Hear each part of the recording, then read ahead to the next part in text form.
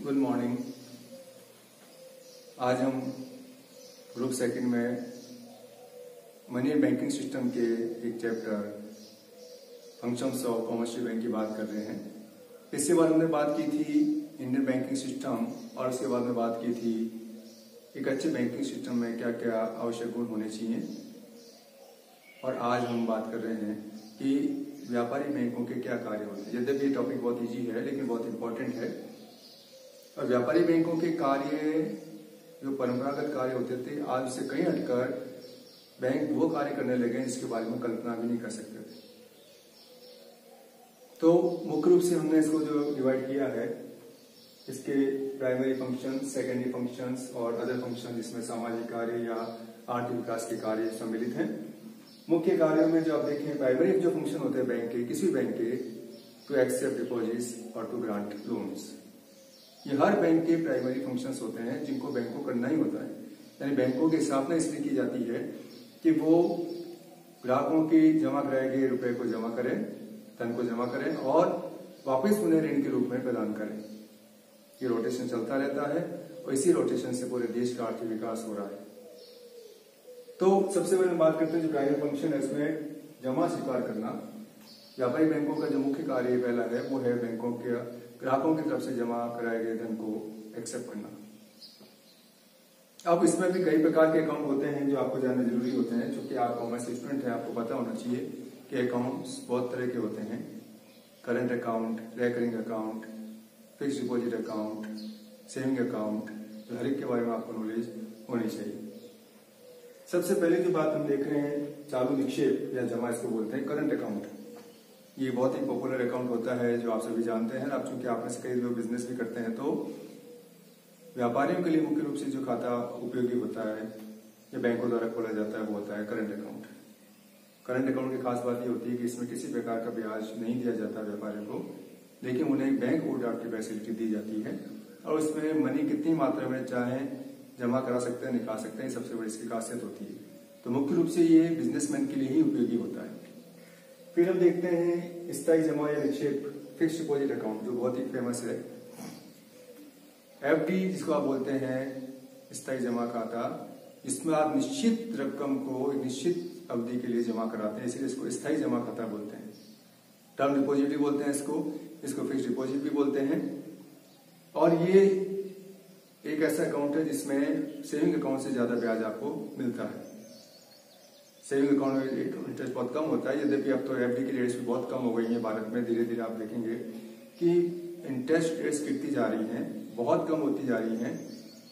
एक समय में जब कहीं 10-15% का कहीं ब्याज की दरें चला करती थी, आज वो 6 और 5% पर आ गई हैं।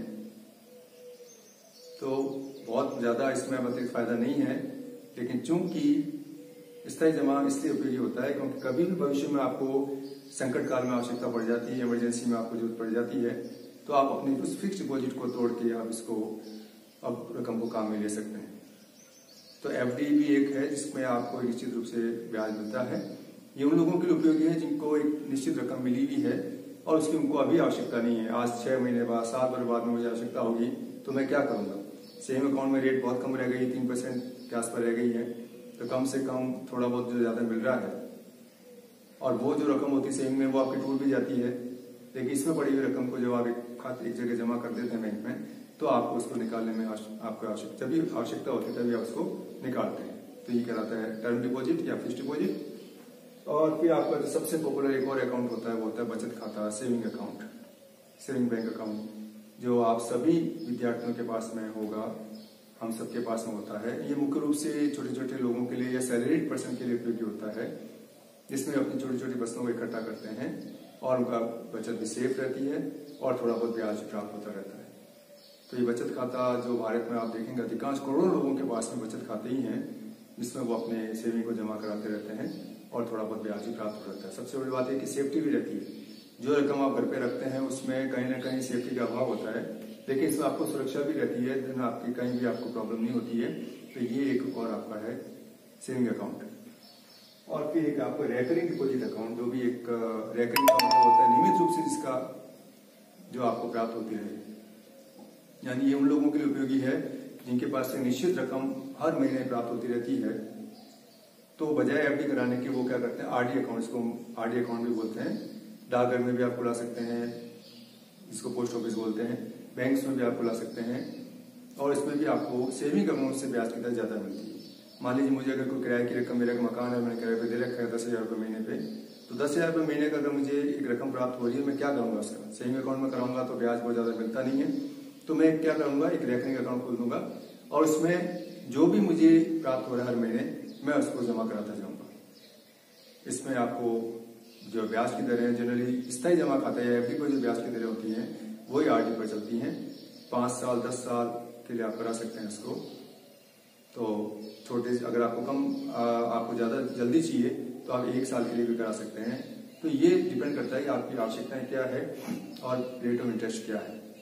आजकल सभी बैंकों में चूंकि कंपटीशन है तो बराबर रेट्स चलती रहती हैं, कोई बहुत ज्यादा फर्क नहीं होता। सीनियर सिटीजन के लिए ज्यादा हो सकती है %, अदरवाइज बैंकों में अब बहुत ज्यादा फायदे की बात नहीं रही है।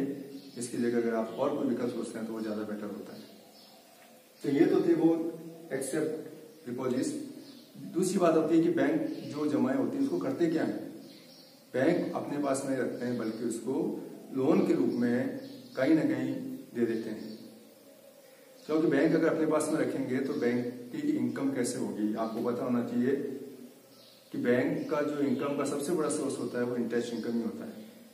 जो आप जमा करा रहे हैं वो बैंक व्यापारियों को, किसानों को, उद्यमियों को, सबको आवश्यकता पड़ने पर ऋण देते रहते हैं और इस पर जो ऋण ब्याज प्राप्त होता है वही उनका आय का मुख्य स्रोत होता है। अब उसमें कई तरह के सुविधाएं होती हैं, जैसे आप देख रहे हैं नकद साख, अधिविकास, ऋण तथा अग्रिम।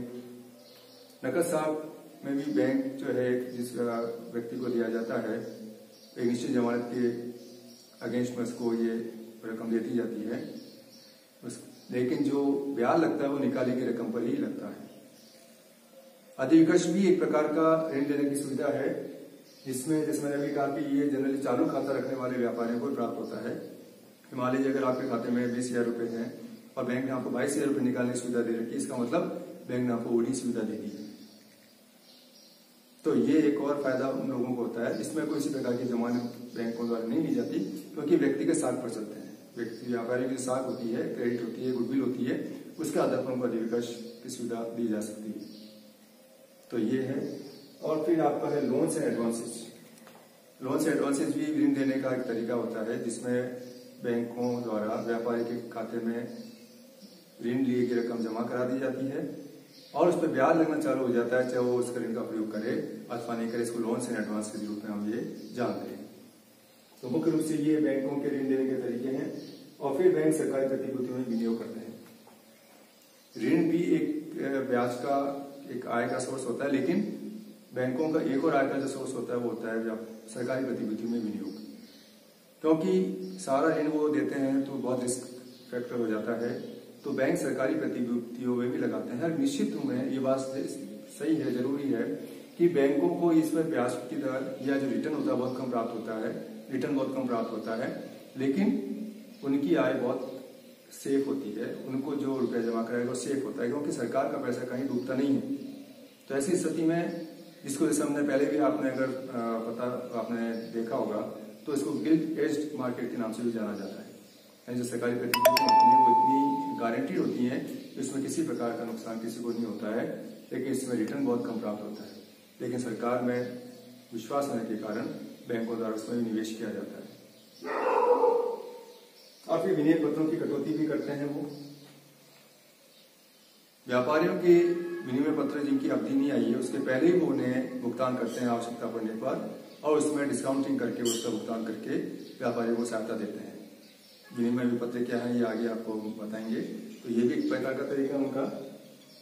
और फिर साख का निर्माण, और एक और जो बड़ी बात है क्रेडिटेशन, जो आप आगे पढ़ेंगे, क्रेडिटेशन बाई बैंक्स, कि बैंकों द्वारा साख का निर्माण किया जाता है। साख का सृजन कैसे करते हैं वो एक प्रक्रिया होती है, जिसमें तो व्यापारी जो है वो देश की आवश्यकताओं के अनुकूल, व्यापारी की आवश्यकताओं के अनुकूल साख का विस्तार करते हैं, साख को नियंत्रित करते हैं और ऋण प्रदान करते हैं। तो ये कुल मिलाकर बैंकों के प्राइमरी फंक्शंस हैं।